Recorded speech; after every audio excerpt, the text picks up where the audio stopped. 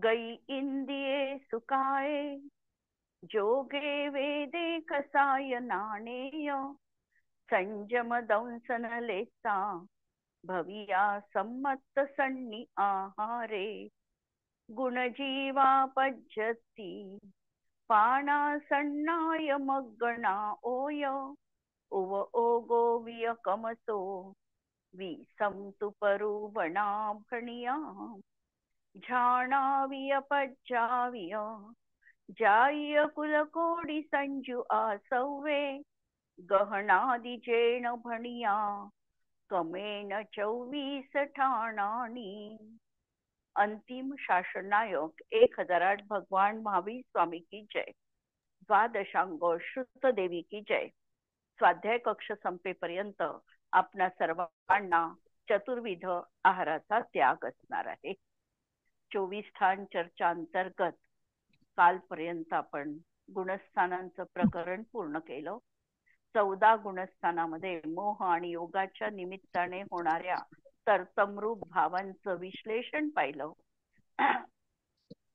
कोणत्या गुणस्थानात गेल्यानंतर जीव मुनिपद धारण करणार आहे किंवा मुनिपदांचं गुणस्थान कोणतं आहे, अविरत सम्यक दृष्टीचं गुणस्थान कोणतं आहे, अर्हंत पद हे कोणत्या गुणस्थानातील जीवांना म्हटल्या जातं, तर अयोगपणा हा कुठे आहे, श्रेणी म्हणजे काय, ती कशा प्रकारे चढली जाते, आणि या सगळ्यांचं विश्लेषण आम्ही कालपर्यंतच्या याच्यात विशेष रीतीने बघितलं.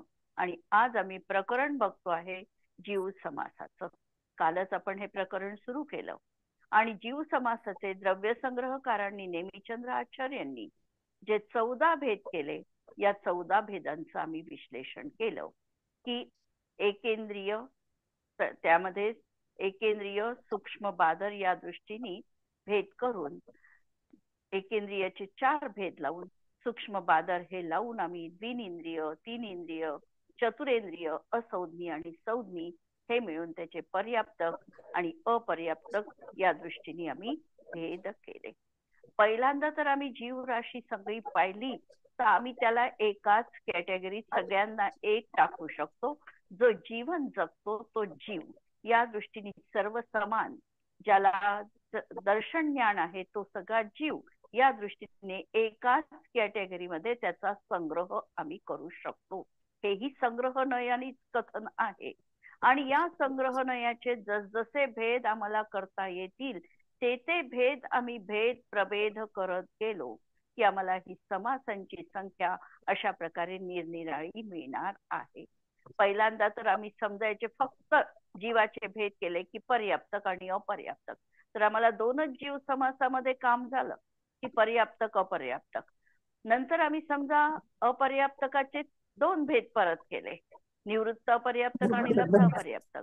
तर आमचे 3 याच्यामध्ये सगळं काही काम होऊन गेलं.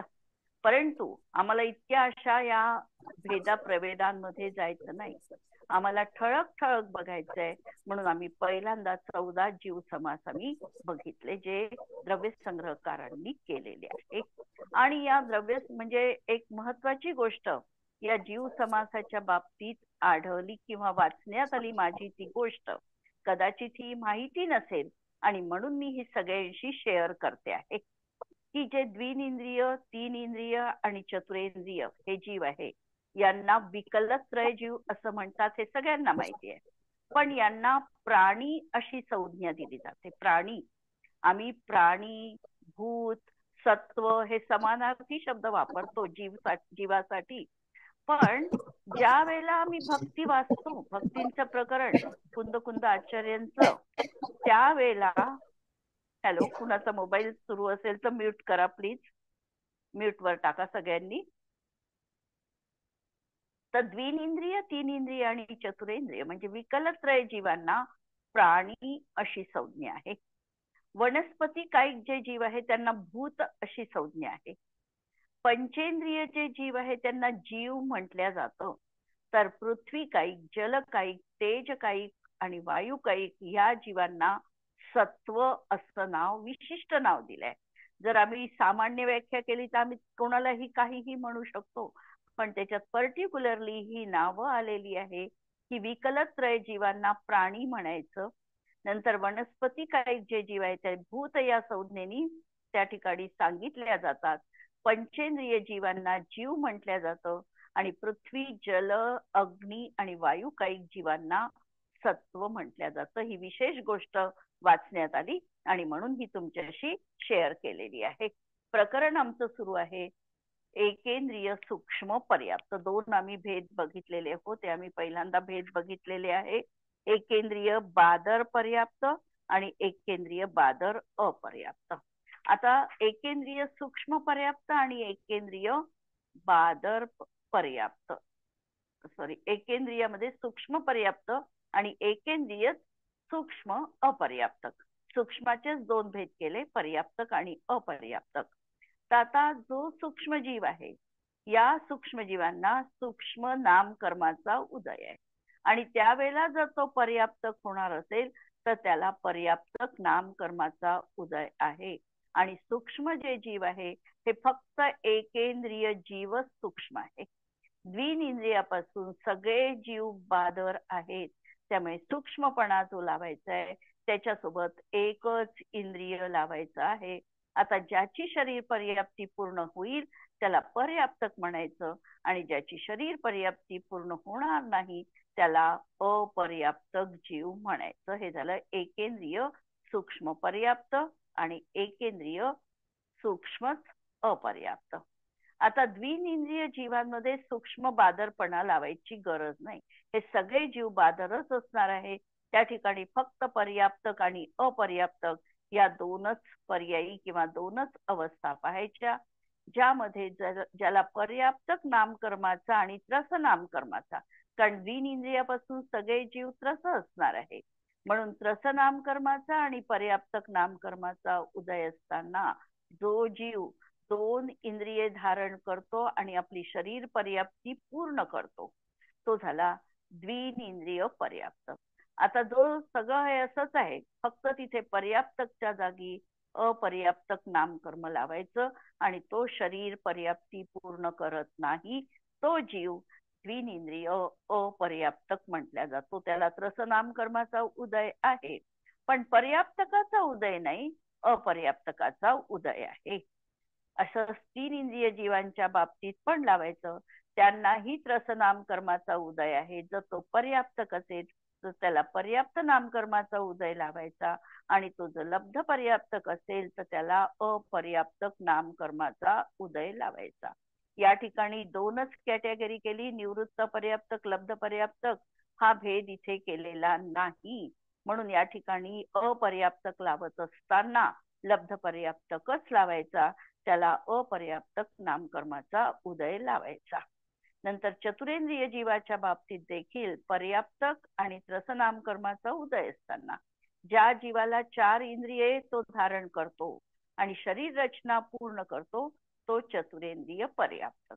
आणि जो शरीर पर्याप्ती पूर्ण करून त्याच्या आधीच ज्याचा मृत्यू होतो तो अपर्याप्तक जीव आहे. उदय फक्त अपर्याप्तक नामकर्माचा आहे. पंचेंद्रिय संबंधी देखील असंज्ञी पर्याप्तक, तर अपर्याप्तक आहे त्याच्यामुळे त्याला अपर्याप्त नामकर्माचा उदय लावायचा. असंज्ञी आहे म्हणून मन त्या ठिकाणी नाही, पंचेंद्रिय आहे म्हणून त्रस नामकर्माचा उदय. अशा रीतीने हा शरीर पर्याप्ती जो पूर्ण करेल तो पर्याप्तक आणि जो शरीर पर्याप्ती पूर्ण करणार नाही त्यांना अपर्याप्तक असं म्हटलं जातं. आणि अशा तऱ्हेने हे 14 जीव समास संज्ञी आणि असंज्ञी त्याच्यामध्ये टाकून, संज्ञी पर्याप्तक आणि अपर्याप्तक टाकून 14 जीव समास आपले पाहिलेले आहे.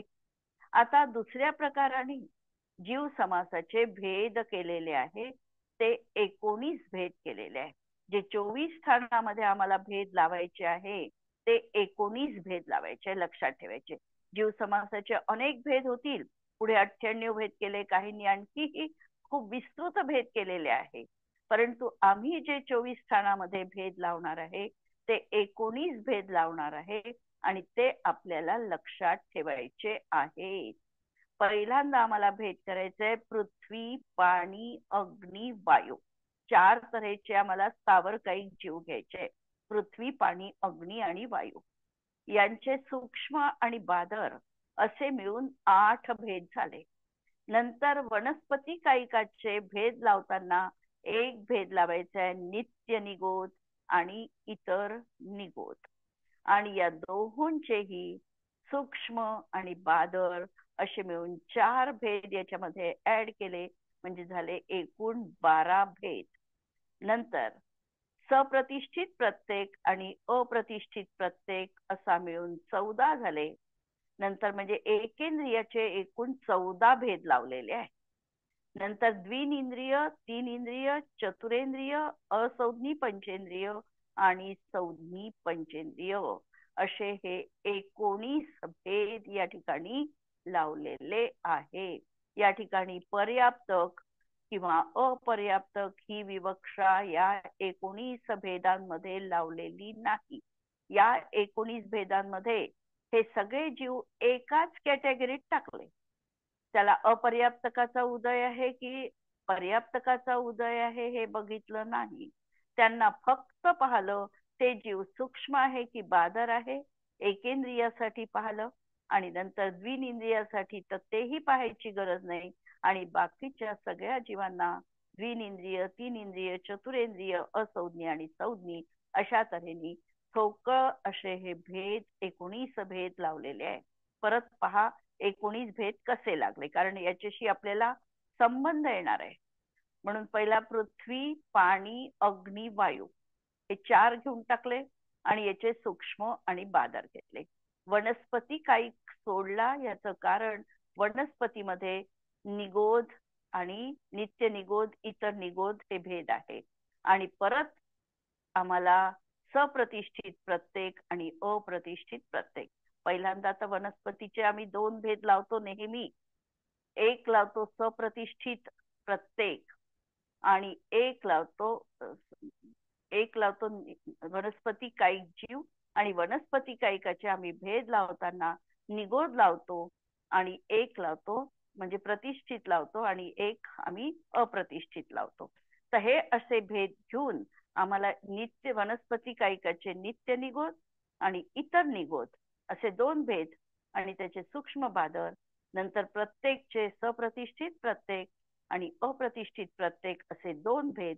असे एकेंद्रियाचे 14 भेद, द्विनिंद्रिय, तीन इंद्रिय, चतुरेंद्रिय, असंज्ञी आणि संज्ञी असे 19 भेद आम्हाला त्या ठिकाणी बघायचे आहे.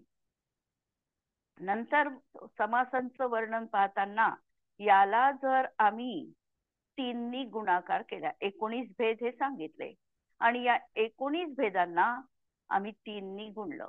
पर्याप्तक, निवृत्त अपर्याप्तक आणि लब्ध पर्याप्तक यांनी जर गुणाकार केला तर आम्हाला 57 भेद त्या ठिकाणी परत प्राप्त झाले. असे हे 57 भेद देखील आम्हाला कुठे कुठे आगमामध्ये पाहायला मिळतात. आणखी जीव समासाचे भेद करताना 98 भेद जीव समासाचे केलेले आहे. पण त्याचा याच्याशी आता आपल्याला 24 स्थानाशी त्याचा संबंध नाही. फक्त थोडस सुतोवाच म्हणून तो 98 प्रकार मी या ठिकाणी सांगते आहे. 98 प्रकारामध्ये देवांचे 2 घ्यायचे, एक पर्याप्तक आणि दुसरं निवृत्त अपर्याप्तक. देवांमध्ये लब्ध पर्याप्तक देव नसतातच. त्यामुळे देव घेत असताना देवांचे 2 भेद घेतले, पर्याप्तक आणि निवृत्त अपर्याप्तक. दुसरा नारकीचे देखील 2 भेद घ्यायचे, हेच पर्याप्तक आणि निवृत्त अपर्याप्तक. मनुष्यांचे 9 भेद घ्यायचे. तर मनुष्यांचे भेद घेत असताना मनुष्य कुठे कुठे आम्हाला दिसतो? आर्यखंडात दिसतो, म्लेंछ खंडामध्ये दिसतो, सुभोग भूमीत दिसतो आणि कुभोग भूमीत दिसतो. अशा 4 ठिकाणी आम्हाला मनुष्य दिसतात. आणि या 4 ठिकाणी मनुष्य आहे यांचे पर्याप्तक आणि निवृत्त अपर्याप्तक. कारण मनुष्य पर्यायी मध्ये देखील जे जीव असतात कर्मभूमी मध्ये आणि गर्भज ते दोनच प्रकारचे असतात. ते समूर्छन नसतात. म्हणून या चारचे दोनच भेद करायचे, एक पर्याप्तक आणि दुसरा निवृत्त अपर्याप्तक. आणि 9वा भेद मनुष्यांचा जो केलेला आहे तो समूर्छन मनुष्य. हा लब्ध पर्याप्तकच असतो आणि हा समूर्छन जन्मवाला असतो. हे बाकीचे जे जीव आहे हे गर्भ जन्मवाले आहे. म्हणजे आर्यखंडातला मनुष्य असेल, म्लेंछ असेल, सुभोग भूमीतला मनुष्य असेल किंवा कुभोग भूमीतला मनुष्य असेल, हे सगळे गर्भज आहे. आणि यांना लब्ध पर्याप्तक अवस्था गर्भज जीवांना होत नाही. लब्ध पर्याप्तक अवस्था जी मनुष्यांमध्ये होते ती फक्त समूर्छन मनुष्यांमध्ये होते आणि तो जन्म त्यांचा समूर्छन आहे. असे हे 9 भेद मनुष्य पर्यायीच लावायचे. आणि तिर्यंच्यांचे या ठिकाणी एकूण भेद केलेले आहे 85 भेद. 85 भेदांमध्ये पहिल्यांदा 42 भेद पाहायचे. 42 मध्ये पृथ्वी, पाणी, अग्नी, वायू, नित्य निगोद आणि इतर निगोद यांचे सूक्ष्म आणि बादर जे आता आम्ही केले हे असे 12. नंतर प्रत्येक वनस्पती सप्रतिष्ठित आणि प्रत्येक वनस्पती अप्रतिष्ठित असे एकूण 14 भेद. आणि या 14चे पर्याप्तक, निवृत्त पर्याप्तक आणि लब्ध पर्याप्तक वरही आम्ही 19 मध्ये तेच भेद लावलेले आहे. तेच भेद इथे पण लावलेले आहे आणि त्याला 3 गुणाकार केला तर हे झाले एकूण 42 भेद. नंतर विकलेंद्रिय जीव घेतले, द्विनिंद्रिय, तीनिंद्रिय, चतुरेंद्रिय यांचे पण 3 भेद केले, पर्याप्तक, अपर्याप्तक आणि निवृत्त पर्याप्तक. या दृष्टीने यांचे 9 भेद झाले, 42 प्लस 9. आणि नंतर समूर्छन पंचेंद्रिय तिर्यंच यांचे 18 भेद पाहायचे. त्याच्यामध्ये जलचर जीव आहे, स्थलचर जीव आहे आणि नभचर जीव आहे. यांचे प्रत्येकी संज्ञी आणि असंज्ञी असे 6. आणि या 6ला परत 3 पर्याप्तक, निवृत्त पर्याप्तक आणि लब्ध पर्याप्तक यांनी गुणाकार करून 18 भेद यांचे समूर्छन पंचेंद्रिय तिर्यंच्यांचे झाले. आणि नंतर गर्भज पंचेंद्रियांचे 16 भेद लावायचे. कर्मभूमीच्या अपेक्षेने 12, जलचर, स्थलचर आणि नभचर यांचे संज्ञी आणि असंज्ञी या रूपाने 6. आणि त्यांचे पर्याप्तक आणि निवृत्त अपर्याप्तक, कारण गर्भज असल्यामुळे लब्ध पर्याप्तकपणा तिथे पण नाही आणि म्हणून 2च भेद लावायचे. आणि भोग भूमिजनचे भेद लावायचे. भोगभूमीमध्ये जे जीव आहे त्या ठिकाणी जलचर जीव नसतात, त्यामुळे त्या ठिकाणी स्थलचर आणि नभचर असे 2च भेद लावायचे. आणि त्याचे पर्याप्तक आणि निवृत्त अपर्याप्तक असे 5 भेद होतात. आणि असे टोटल मिळून तिर्यंच्यांचे 85 भेद होतात. नंतर मनुष्यांचे 9 भेद होतात, नारकींचे 2 होतात आणि देवांचे 2 होतात. असे मिळून टोटल 98 असे जीव समासाचे हे भेद होतात. मला वाटते समजायला काही कठीण नाहीये. यावरून काही गोष्टी आम्हाला अशा ज्ञात होतात की ज्या आम्ही ठळक करू इच्छितो. कोणती त्यापैकी एक गोष्ट आम्हाला इथे अगदी स्पष्टपणे कळते की गर्भज जन्मवाले जे जीव असतात त्यांना लब्ध पर्याप्तक अवस्था असत नाही. समूर्छन जीवांमध्ये लब्ध पर्याप्तकही जीव असू शकतात आणि पर्याप्तक देखील जीव असू शकतात. नंतर भोगभूमीमध्ये जलचर जीव असत नाही. भोगभूमीमध्ये स्थलचर आणि नभचर असे 2च प्रकारचे तिर्यंच त्या ठिकाणी असतात.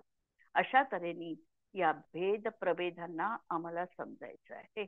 आणि आपण कधी कधी असं विचारतो कशाला आचार्यांनी एवढं आम्हाला भेदामध्ये गुंतवलं, भेद का सांगितले?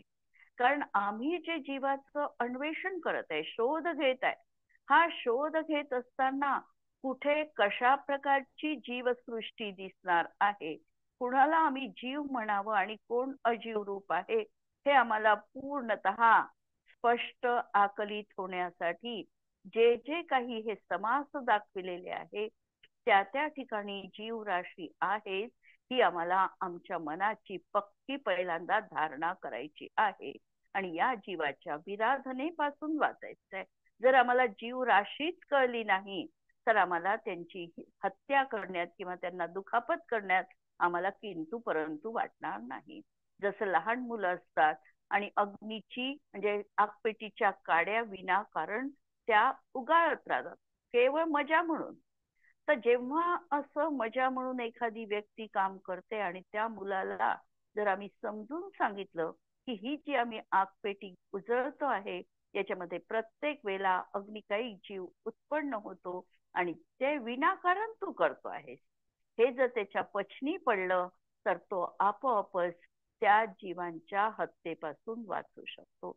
किंवा आम्हाला देखील ही गोष्ट जर ज्ञात झाली की आम्ही बगीच्यामध्ये बसलो आहे आणि विनाकारण चाळा म्हणून आम्ही गवताच्या काड्या तोडतो आहे, त्यावेळेला जर आम्हाला माहिती झालं की हे वनस्पती कायिक जीव आहे, आमच्यात बसण्याने तर त्यांना इजा झालीच आहे, प्रश्नच नाही आहे, पण आम्ही तरीही ते मान्य करून विनाकारण त्यांना उपटण्याचं जे काम करतो हे तर करणार नाही. अशा प्रकारे आम्हाला जीव राशी माहिती होण्यासाठी त्या भेद प्रभेदांचं ज्ञान करून घेणं आम्हाला आवश्यक आहे. आता सूक्ष्मजीव कुणाला म्हणतात की सूक्ष्म नाम म्हणजे ज्या नामकर्माचा उदय असताना जीव स्वतः दुसऱ्यांकडून बाधित होत नाही आणि तो जीव दुसऱ्यालाही बाधा पोचवू शकत नाही, त्या जीवांना सूक्ष्मजीव म्हणतात. कारण सूक्ष्मजीव हे वातावरणात सर्वत्र भरून आहे, व्याप्त आहे, अशी कोणतीही जागा सुटलेली नाही की ज्या ठिकाणी सूक्ष्मजीव नाही.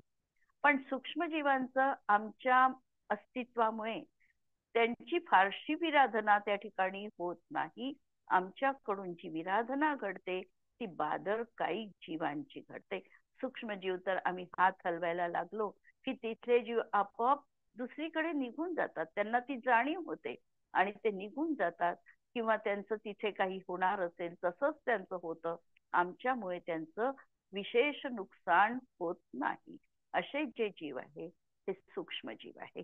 आणि बादर जीव तर त्यांना बादर नामकर्माचा उदय असताना जे जीव दुसऱ्यांकडून बाधित होऊ शकतात, त्यांना बाधा पोचते आणि दुसरेही त्यांना बाधा करू शकतात.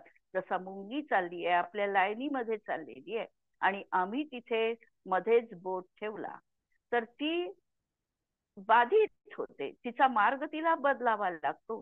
किंवा एखाद्या वेळेला एखादा प्राणी आहे, छोटासा किडा वगैरे आहे आणि आम्ही त्याला थोडस बाजूला लोटलं तर तो बाजूला होऊ शकतो, आमच्यामुळे तो किंचित बाधित होऊ शकतो.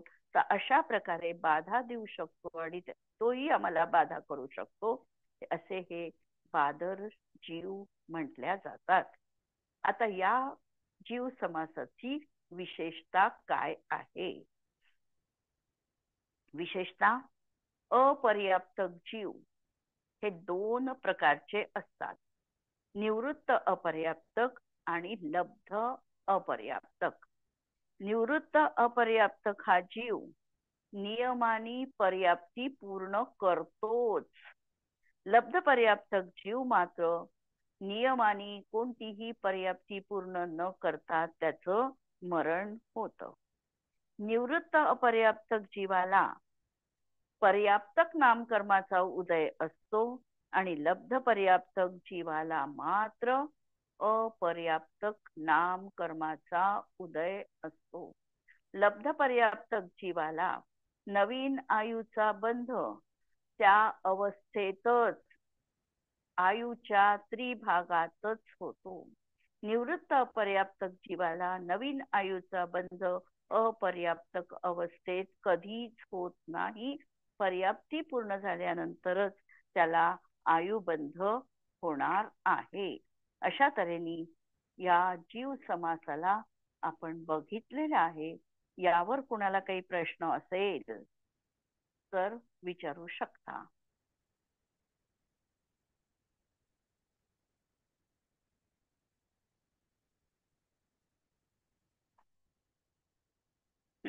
अन्यथा पुढे चलते.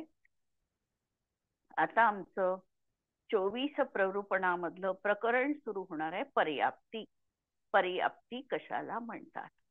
एखादा जीव ज्या वेळेला जुनं म्हणजे पहिलं आपलं आयु संपून नवीन आयु धारण करतो आहे, नवीन आयु ज्या वेळेला त्याला प्राप्त होते तोपर्यंत त्याला विग्रह गती पहिल्यांदा आहे आणि नंतर त्याची मिश्र अवस्था असते.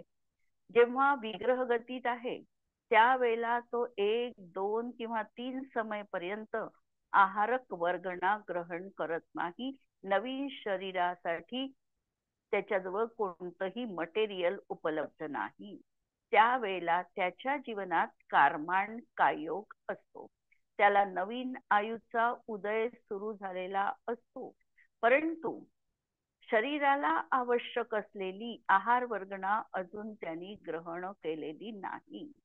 ज्या ठिकाणी त्याचा जन्म होणार आहे तिथे पोचल्यानंतर तो त्या शरीरासाठी आवश्यक असलेल्या आहार वर्गणेला ग्रहण करतो. आणि हे तो विग्रह गतीमधूनच त्याचं नक्की ठरलेलं आहे की त्यांनी किती इंद्रिय त्याला प्राप्त होणार आहे, तो संज्ञी आहे की असंज्ञी बनणार आहे, हे पहिल्यांदाच निश्चित झालेलं आहे. आयु सोडतानाच नवीन आयुचा जसा उदय सुरू झाला तशाच प्रकारचे भावेंद्रिय त्याला प्राप्त झाले. जर तो संज्ञी असेल तर तशाच प्रकारचा संज्ञीपणाचा प्रारंभ देखील झालेला आहे, परंतु शरीर रचना अजूनपर्यंत काहीही झालेली नाही. आणि जिथे आता तो जन्म घेणार आहे तिथे पोचल्यानंतर तिथेच वातावरणामधल्या शरीरासाठी आवश्यक असलेल्या आहार वर्गणेला तो ग्रहण करतो. आणि ही आहार वर्गणा ग्रहण केल्यानंतर त्या आत्मिक शक्तीच्या माध्यमातून एक एक त्याची ती कार्यप्रणाली तो सुचारू रूपाने करून त्याची पूर्ती करतो. ही जी त्याची पूर्ती करण्याची शक्ती आहे त्या शक्तीला पर्याप्ती असं म्हटलं जातं. म्हणजे त्यांनी आहार वर्गणा ओढली, ओढली म्हणजे ग्रहण केली. ग्रहण केल्यानंतर त्याच्या माध्यमातून शरीराची रचना झाली, इंद्रिय झालं, श्वासोश्वास झाल्या, या सगळ्या त्याच्या त्या काही सगळ्या त्या आहे त्याला तो पूर्ण करतो. ही आत्मेची शक्ती त्याला त्या ठिकाणी लावावी लागते. ही जी आत्मेची शक्ती आहे ही आहे पर्याप्ती शक्ती. म्हणून याची व्याख्या पहा की आहार शरीर, आहार म्हणजे या ठिकाणी आहारक वर्गणा, शरीर, इंद्रिय, श्वासोश्वास ही तर आहार पर्याप्तीपासून बनली. आणि त्याच समयात तो जर तो द्विनिंद्रियापासून पुढे जीव उत्पन्न होणार असेल तर त्यांनी भाषा वर्गणा पण पहिल्याच समयात ग्रहण केली. जशी आहार वर्गणा ग्रहण केली तशी भाषा वर्गणा पण ग्रहण केली. जर तो संज्ञी पंचेंद्रिय होणार असेल तर त्यांनी मनोवर्गणा पण ग्रहण केली. म्हणजे 3 वर्गणा त्याच्या जवळ आता आल्या, आहार वर्गणा, भाषा वर्गणा आणि मनोवर्गणा. आणि याच्या माध्यमातून म्हणजे जसं घर बांधायचं आहे तर सिमेंट येऊन पडलं, लोखंड आलं, सगळं काही उपस्थित झालं, त्याप्रमाणे हे सगळं ते उपस्थित झालेलं आहे. आता कार्य त्या ठिकाणी उरलेलं आहे की आत्म्याच्या शक्तीच्या द्वारे ते कार्य तिथे संपन्न करायचं आहे. म्हणून आहार वर्गणा, भाषा वर्गणा आणि या मनोवर्गणा यांच्या परमाणूंना शरीर, इंद्रिय, भाषा आणि मन इत्यादी बनविणाऱ्या जीवाच्या शक्तीच्या पूर्णतेला पर्याप्ती असं म्हटलं जातं. पर्याप्तीची लक्षात घ्या व्याख्या. ही जीवाची शक्ती आहे त्या ठिकाणी पर्याप्ती. आणि या पर्याप्तीच्या माध्यमातून जी काही पुद्गल परमाणू त्याच्याजवळ त्यांनी ग्रहण केलेले आहे त्याच्या माध्यमातून तो तशा प्रकारची विशिष्ट संरचना करतो आहे की ज्याच्या माध्यमातून आता देह त्या ठिकाणी निर्माण होईल, इंद्रियांची निर्मिती होईल, भाषेची निर्मिती होईल, मनाची निर्मिती होईल. अशा प्रकारे ही जी आत्मेची शक्ती आहे या शक्तीच्या पूर्णतेला पर्याप्ती असं म्हटल्या जातं. पर्याप्तीची व्याख्या आली आहे लक्षात?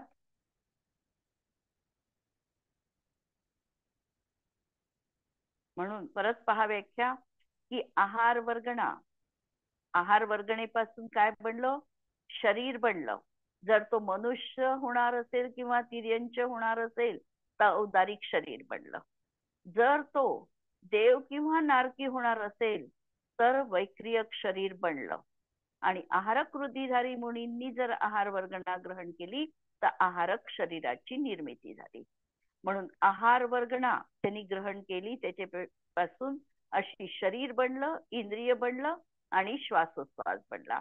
भाषा वर्गणा जी ग्रहण केली त्याच्यापासून भाषा बनली आणि मनोवर्गणेपासून अष्टदल कमलाच्या आकाराचं द्रव्य मन बनणार आहे.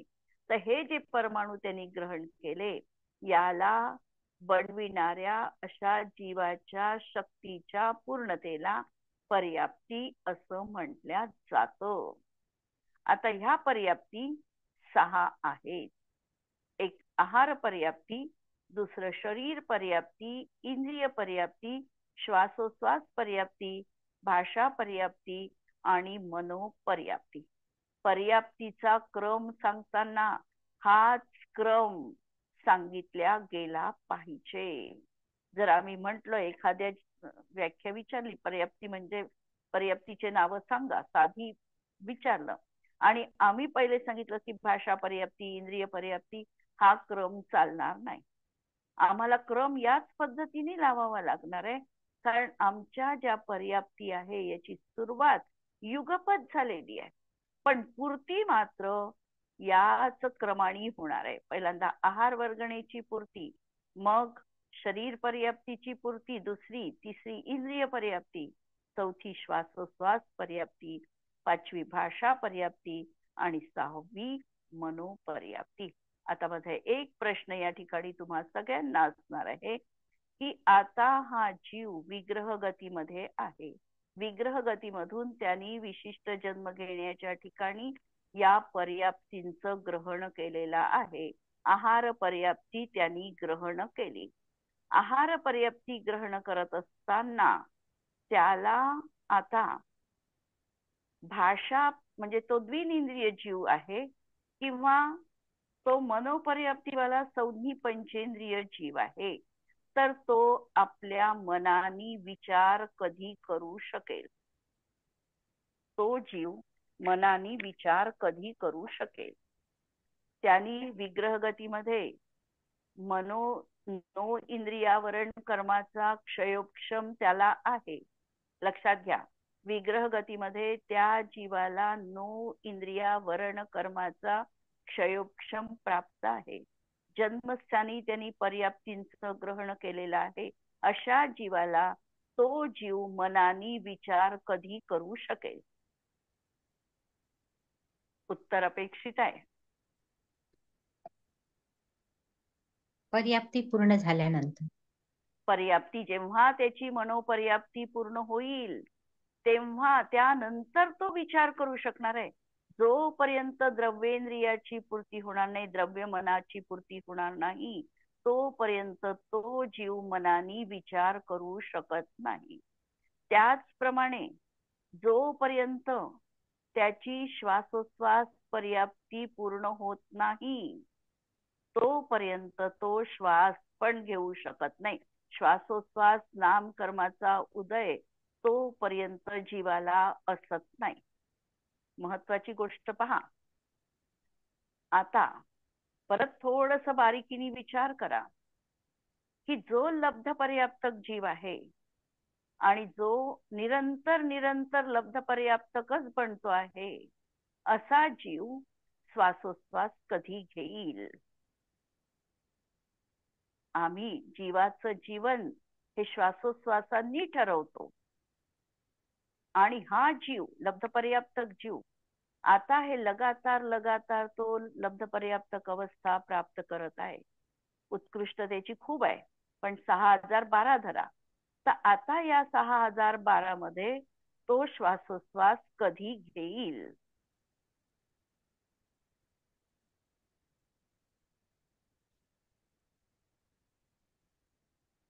हम्म.